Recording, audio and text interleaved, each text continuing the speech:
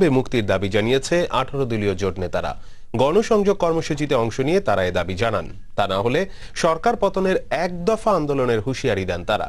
মাহমুদ রাকিবের রিপোর্ট।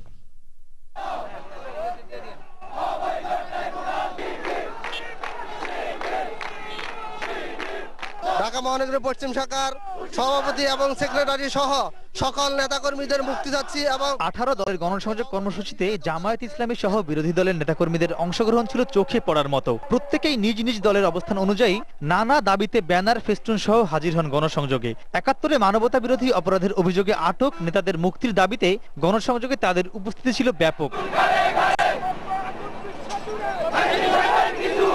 বিরোধী দলীয় নেতাকর্মীরা সরকারের বিভিন্ন দুঃশাসন ও দুর্নীতির কথা তুলে ধরেন। তারা অবিলম্বে তত্ত্বাবধায়ক সরকারের অধীনেই নির্বাচনের দাবি জানান।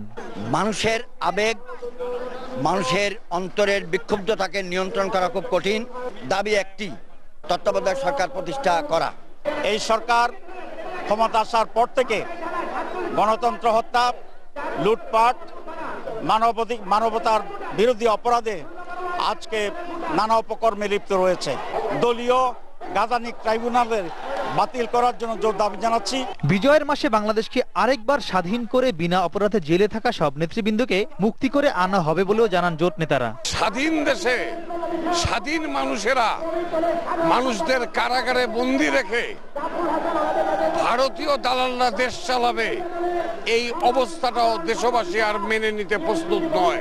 আজকের এই গণসংযোগ কর্মসূচি হচ্ছে এই ব্যর্থ সরকারের পদত্যাগের দাবিতে এবং আগামী দিনে কেয়ারটেকার সরকারের অধীনে সুষ্ঠু নিরপেক্ষ নির্বাচনের দাবিতে।